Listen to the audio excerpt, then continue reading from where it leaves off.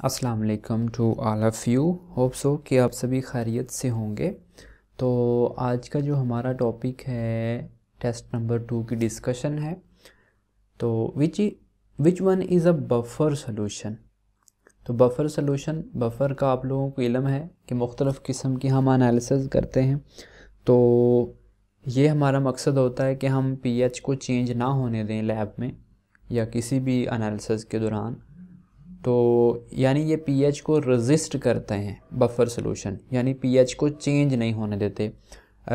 For example हम कोई बाहर से एसिडिक चीज़ डालते हैं थोड़ी बहुत या कोई बेसिक चीज़ डालते हैं तो ये रेजिस्ट करते हैं, उसकी पीएच को चेंज नहीं होने देती सॉल्यूशन को।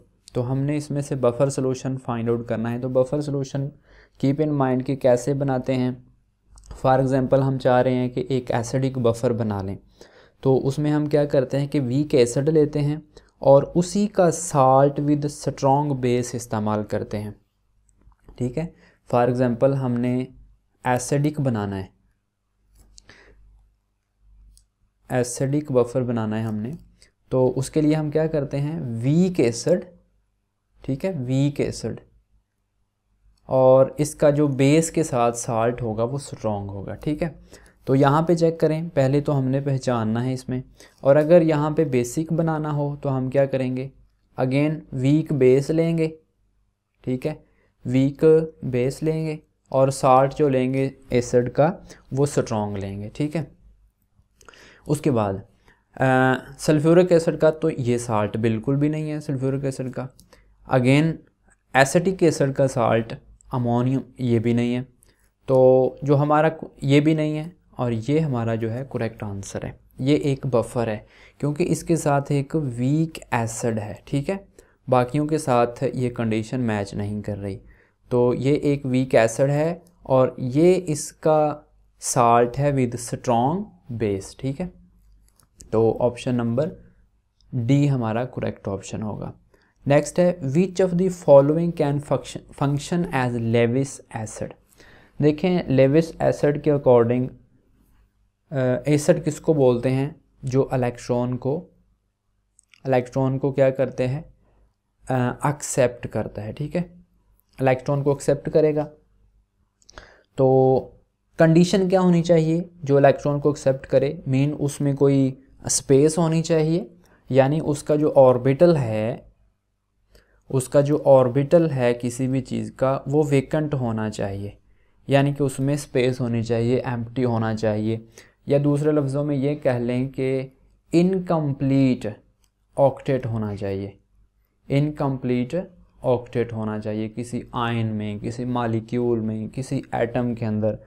उसका अगर इनकम्प्लीट ऑक्टेट है या ऑर्बिटल उसका पी ऑर्बिटल मोस्टली या डी ऑर्बिटल उनके वेकेंट हैं तो वो एज ए एसिड काम कर सकते हैं।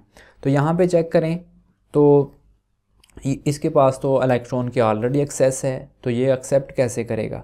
ठीक है, लोन पेयर होता है नाइट्रोजन के पास एक, इसी तरह यहाँ भी नेगेटिव है, यहाँ भी नेगेटिव है, यानी इन तीनों के पास तो एक्सेस है ऑलरेडी, तो ये इलेक्ट्रॉन को एक्सेप्ट नहीं करेंगे। तो एक्सेप्ट कौन करेगा, ये वाला। सो ऑप्शन नंबर ए हमारा करेक्ट ऑप्शन होगा। Next, Lowry Bronsted concept which species can not function as acid, यानी इसमें से लोरी ब्रॉन्स्टेड कॉन्सेप्ट के अकॉर्डिंग कौन सी एसिड नहीं है। तो लोरी ब्रॉन्स्टेड कॉन्सेप्ट के अकॉर्डिंग क्या होता है कि पहली बात तो ये है कि इसको हम प्रोटॉन ट्रांसफ़र थ्योरी का नाम देते हैं। ठीक है, प्रोटॉन ट्रांसफ़र थ्योरी यानी एक प्रोटॉन का ट्रांसफ़र होता है एसिड से बेस या बेस से एसिड की तरफ। ठीक है, तो एसिड क्या होगा, जो क्या करेगा, डोनेट करेगा प्रोटॉन। ठीक है, डोनेट करेगा प्रोटॉन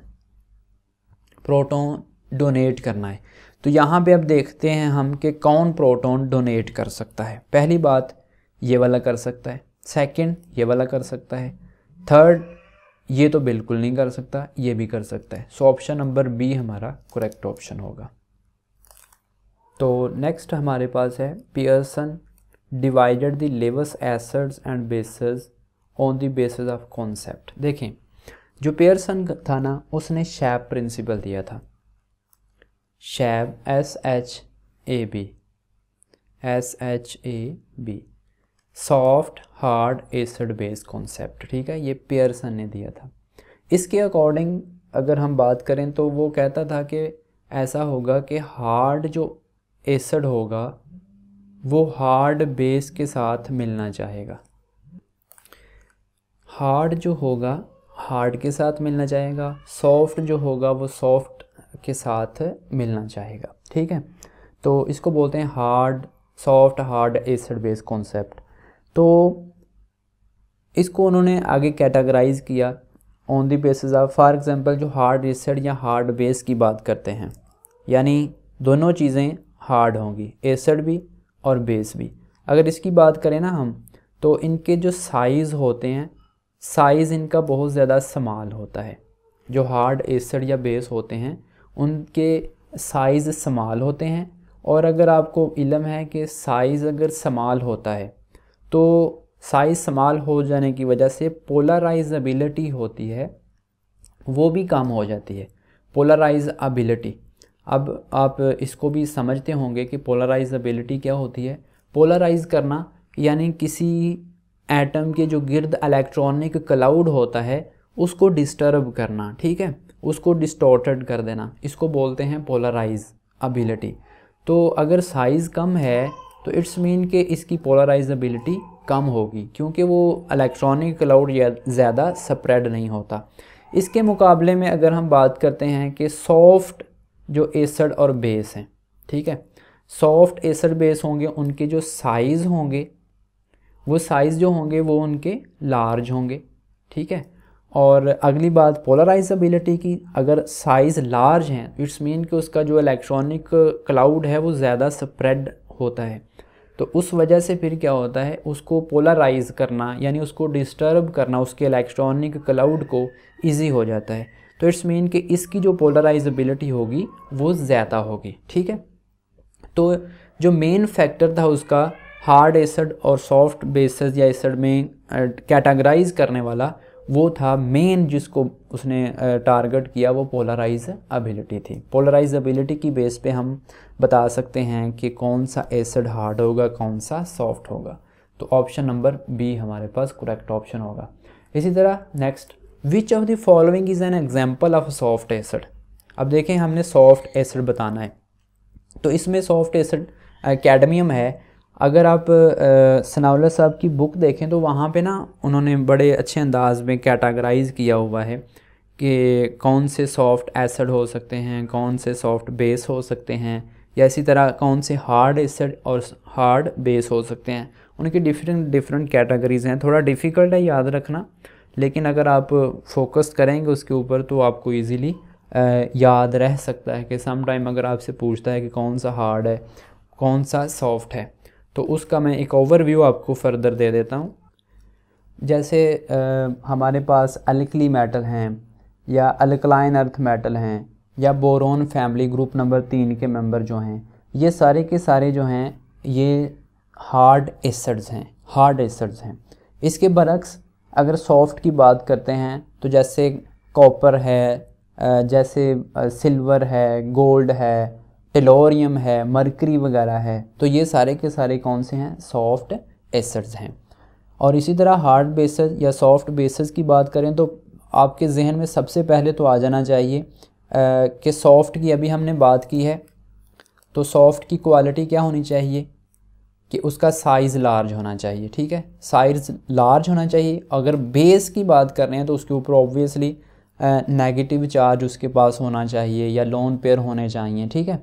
तो एक तो ये है कि उसका साइज़ लार्ज होना चाहिए, सेकंड यह है उसके पास है लोन पेयर या नेगेटिव चार्ज रखता हो। तो इस तरीके से हम कैटेगराइज कर लेंगे। तो फर्दर आप इसके ग्रुप यानी टेबल की सूरत में वहाँ पे मौजूद है, तो आप दे सकते हैं। नेक्स्ट जी हमारे पास है which scientist presented the concept of indivisibility of atom.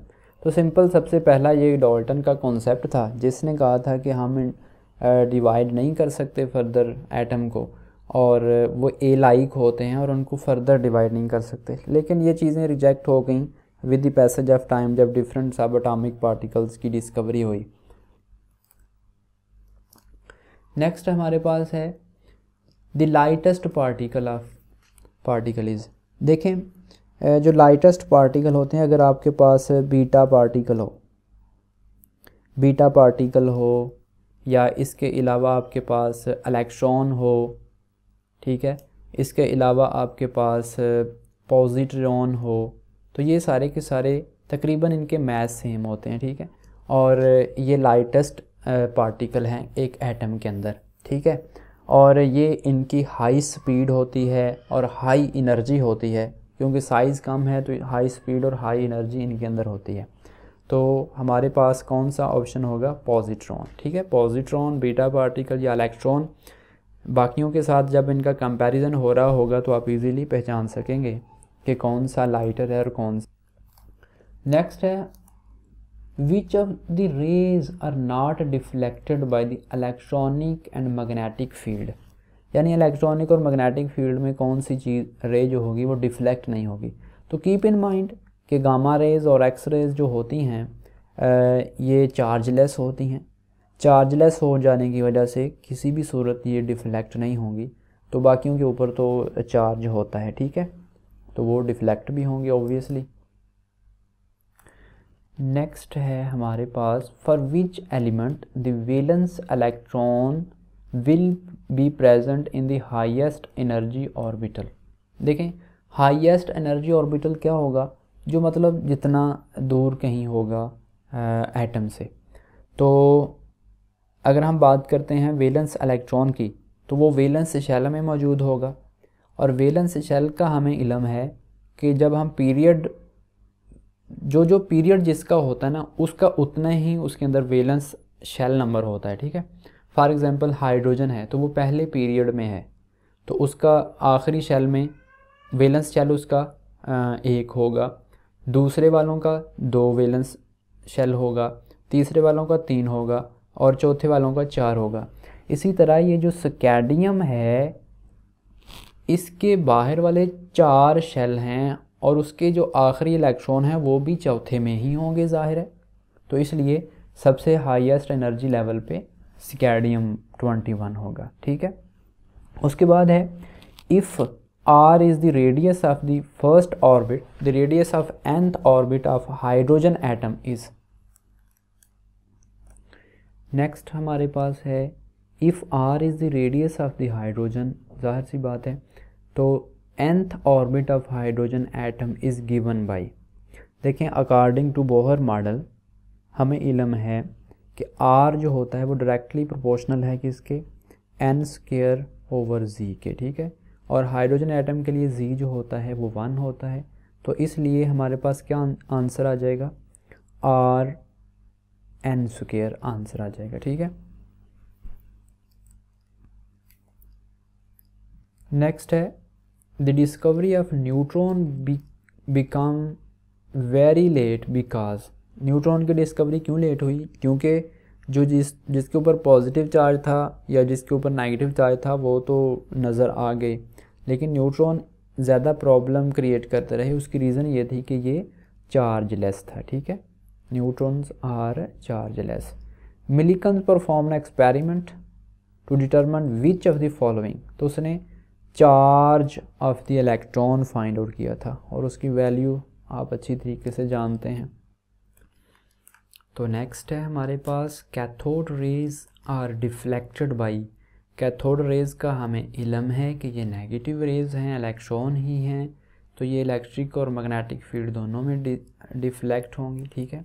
Number of protons, neutrons and electrons find out करने हैं, तो इस एलिमेंट में चेक करें कि 89 अटामिक नंबर है, और अटामिक नंबर का क्या मतलब होता है कि नंबर ऑफ़ प्रोटॉन किसी चीज़ में कितने हैं, और नंबर ऑफ़ प्रोटॉन जो होते हैं वो ही इक्वल होते हैं इलेक्ट्रॉन के। इट्स मीन के प्रोटॉन भी इसमें 89 हैं, ठीक है, और इसमें इलेक्ट्रॉन भी 89 हैं, क्योंकि जितने प्रोटॉन होंगे ऑब्वियसली उतने ही इलेक्ट्रॉन होंगे। तो अगली बात है न्यूट्रॉन फाइंड आउट करने की, तो हमें पता है कि मास नंबर जो होता है वो ए से उसको रिप्रेजेंट करते हैं, और वो सम होता है नंबर ऑफ़ प्रोटॉन का यानी कि z का प्लस नंबर ऑफ़ न्यूट्रॉन का, यानी मास नंबर जो होता है सम होता है न्यूट्रॉन और प्रोटॉन का। तो यहाँ से n हमने निकालना है, तो n क्या आ जाएगा, a माइनस जी, यानी अटामिक नंबर में से, सॉरी अटामिक मैस, ये अटामिक मैस है, अटामिक मैस या मैस नंबर, इसमें से हम नीचे वाले निकाल देंगे, z को निकाल देंगे, यानी 231 में से 89 निकाल देंगे तो बाकी हमारे पास 143 बच जाएगा। सो हमारे पास ये वाले ऑप्शन जिसमें होंगे वो करेक्ट ऑप्शन होगा। So this is our answer. ठीक है, which scientist prove that atom is no longer indivisible. देखिए जो इंडिविजिबिलिटी का कॉन्सेप्ट था ये तो था डाल्टन का, तो इसको तो फिर जाहिर है माइकल फैराडे ने डिस्चार्ज ट्यूब के ऊपर डिफरेंट एक्सपेरिमेंट किए और साबित कर दिया कि एटम जो है वो इनडिविजिबल नहीं है, यानी उसके अंदर फर्दर भी सब एटॉमिक पार्टिकल मौजूद हैं। तो नेक्स्ट हमारे पास है which of the following is related with both wave nature and particle nature. देखें इसको डी ब्रोलाई ने जो है ना इंट्रोड्यूस करवाया था इस कॉन्सेप्ट को कि हर जो चीज़ है, जो मैटर है, वो पार्टिकल की तरह भी बिहेव कर सकता है और वो वेव नेचर भी रखता है। इसका एक्चुअल जो रिलेशन उसने दिया था वो तो ये था कि वेवलेंथ जो होती है वो इक्वल होती है h/mv। ये जो mv होता है ये प्रॉपर्टी होती है किसी पार्टिकल की, और ये जो वेवलेंथ होती है ये प्रॉपर्टी होती है वेव की। तो ये जो इक्वेशन थी ये दोनों को एक्सप्लेन करती थी, डुअल नेचर को यानी कि एक्सप्लेन करती थी। तो ये जो हमारा गिवन आंसर होगा ये वाला होगा। ठीक है, प्लांक्स इक्वेशन से भी हम उसको प्रेडिक्ट कर सकते हैं। नेक्स्ट है हमारे पास रिलेटेड टू क्वांटम नंबर। तो विच of the following sets of quantum numbers is correct for an electron in 4f orbital. ठीक है, जो इलेक्ट्रॉन है वो 4f में है। इट्स मीन कि यहाँ पे जो n की वैल्यू होगी यानी प्रिंसिपल क्वांटम नंबर की वैल्यू होगी वो 4 होगी, और हमें ये भी पता है कि जो जब n 4 होता है तो वहाँ l माइनस यानी n-1 होता है, तो l की वैल्यू कितनी आएगी, l वहाँ पे 3 आ जाएगा। और वहाँ पे m की कितनी वैल्यूज़ होंगी, m हमें पता है कि अगर l 3 आ रहा है तो m की वैल्यू 6 होंगी। ठीक है, यानी +-1 +-2 +-3 वैल्यूज़ होंगी। ठीक है, तो इट्स मीन कि m की 6 वैल्यूज़ हो सकती हैं। तो अगर यहाँ पे हम चेक करते हैं m की वैल्यूज़ जो हैं वो +-1 +-2 +-3 वैल्यूज़ हो सकती हैं। ठीक है, तो यहाँ पे अगर हम ऑप्शन चेक करें n = 4 ठीक है, l = 3 भी ठीक है, ये भी लाई करता है, और स्पिन जो है उसकी +½ ये भी अच्छा है। ठीक है, नेक्स्ट n = 4 तो l = 4 तो कभी हो ही नहीं सकता, n = 4 l = 3 ठीक है, m +4 नहीं कभी भी हो सकता, n = 3 की तो बात ही नहीं कहता है, 4f में है, तो ये भी, तो हमारा answer number A correct option होगा। ठीक है, इसी तरह the electrons in 4p orbitals is identify by quantum number n and l, यानी इलेक्ट्रॉन जो है वो 4p में है तो हमने उसका n और l वैल्यू बतानी है। ठीक है, अब देखें 4p में है तो इट्स मीन के n तो 4 ही होगा। ठीक है, और जब n = 4 होता है हमारे पास l की कितनी वैल्यूज़ होती हैं, हमें इल्म है कि 0 से l की वैल्यूज़ स्टार्ट होती हैं। ठीक है, तो l की वैल्यू कितनी होगी, 0 भी होगी, 1 भी होगी, 2 भी होगी और 3 भी होगी, और लेकिन होता -1 है, यानी हमें पता है कि l जो होता है सो ऑन n-1, यानी l हमेशा 1 कम होता है n से, तो l यहाँ तक जा सकता है। ठीक है, 3 तक जा सकता है। अब आते हैं ऑप्शन की तरफ। यहाँ पे देखें n = 4 ओके है, l = 1। जब ये होता है तो उस वक्त हमारे पास 4s होता है, जब ये होता है तो 4p होता है, जब ये होता है तो 4d होता है, और ये होता है तो 4 F होता है, जैसे कि हमने अभी ऊपर वाले केस में भी देखा है, ठीक है।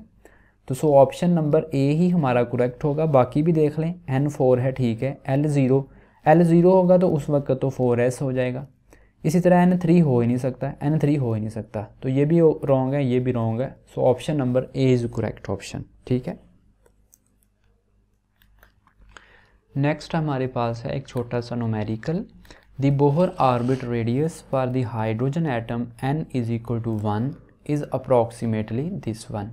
हमें इल्म है कि जब n की वैल्यू 1 होगी तो अप्रॉक्सीमेटली हमारे पास क्या आएगा, यही वैल्यू आएगी। तो कहता है कि जब वैल्यू 2 हो तो फिर क्या आंसर आएगा। सिंपली जब 1 के लिए ये वाली है, ठीक है, तो n की वैल्यू जब 2 हो जाएगी हमारे पास, तो यहाँ पे 2 पुट कर देंगे, तो 0.529 मल्टीप्लाई 2 का स्क्वायर कितना आ जाएगा, 4। तो इसको जब हम कर देंगे मल्टीप्लाई करके वैल्यूज़ आएंगे हमारे पास, तो ये हमारे पास आंसर आ जाएगा डी, ठीक है।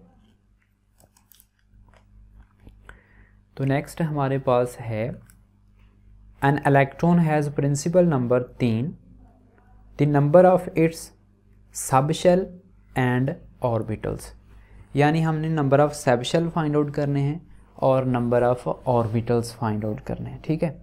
सबसे पहले तो उसने कह दिया कि n = 3 है, और हमें पता है कि जब n = 3 होता है तो l की वैल्यूज़ क्या होती हैं, 0 होगी, 1 होगी और 2 होगी, क्योंकि l हमेशा एक कम होता है n से, ठीक है। और हमें ये भी पता है कि जब वैल्यू होती है 0 तो होता है s, जब वैल्यू होती है 1 तो होता है p, जब वैल्यू होती है 2 तो होता है d।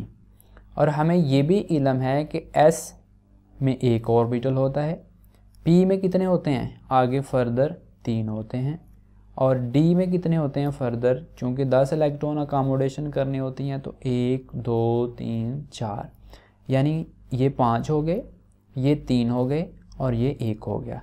इनकी कैलकुलेशन करें तो हमारे पास ऑर्बिटल है ना, ये SPDF के आगे जो होते हैं, ठीक है, तो ये बनते हैं 9, ठीक है। 9 हमारे पास क्या हो गए, ऑर्बिटल।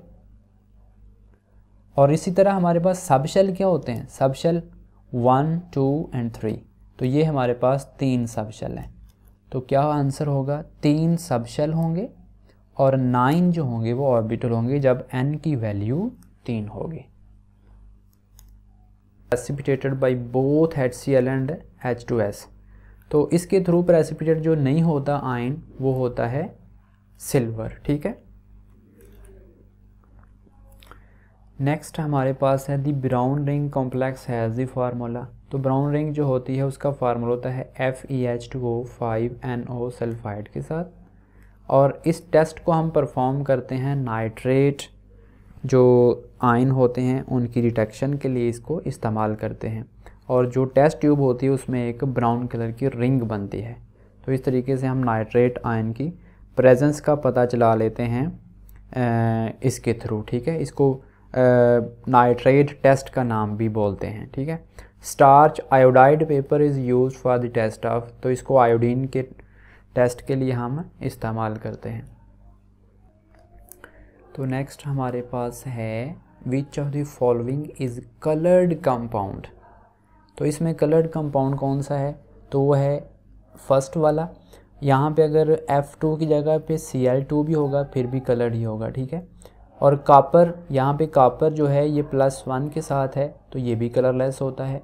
NaCl कलरलेस होता है, ये तो सिंपल। मैग्नीशियम क्लोराइड, मैग्नीशियम के साथ यहाँ पे अगर F2 भी होगा देन भी ये कलरलेस होगा।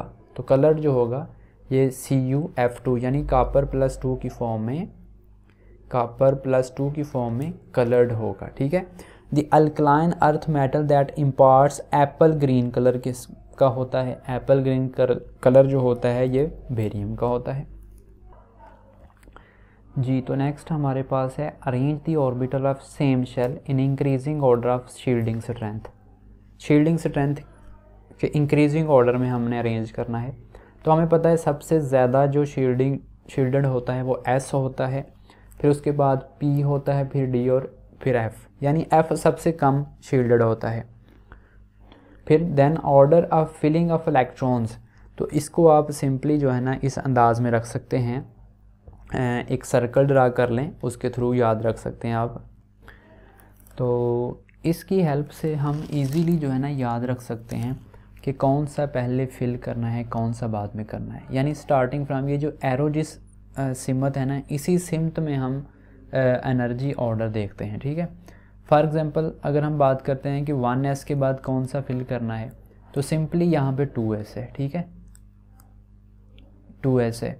फिर कौन सा करना है, तो सिंपल यहाँ पे देखें तो 2p है, ये वाला 2p है, ठीक है। 2p के बाद कौन सा है, 3s है। फिर अगेन देखें 3s के बाद कौन सा है, 3p है, ठीक है। फिर 3p के बाद कौन सा है, 4s है, ठीक है। फिर यहाँ पे चेक करें, यहाँ से स्टार्ट करें, यहाँ से, ठीक है। 3d है, फिर 4p है, फिर 5s है। यहाँ पे कौन सा आएगा, 3d आएगा। फिर कौन सा आएगा, 3d के बाद 4p आएगा। फिर कौन सा आएगा, 5s आएगा। तो इस सीक्वेंस में हम एनर्जी ऑर्डर याद रख सकते हैं। तो यहाँ पे चेक करें, 3d के बाद कौन सा आता है, 3d के बाद हमें पता है 4s आता है, ओके है। फिर 4s के बाद कौन सा आता है, 4s के बाद आता है 4p। तो यहाँ पे चेक करें 3p के बाद तो 4s है, ओके है, लेकिन 3d आता है, तो पहला तो गलत हो गया, ठीक है। 4s, ठीक है, 4s के बाद कौन सा है, 3d, फिर 4p, फिर 5s, और ये देख लें हमारा करेक्ट ऑर्डर आ जाएगा। The energy of an electron in the nth Bohr orbit, ये डायरेक्ट फार्मूला है, आप इसको चेक कर सकते हैं। नेक्स्ट है हमारे पास Bohr atomic model was based on, किसके ऊपर बेस करता है, प्लांक्स क्वांटम थ्योरी के ऊपर बेस करता है। In filling the atomic orbitals which following rules are following, simple सारे के सारे हम रूल फॉलो करते हैं ये वाले। So this is all about the test number 2।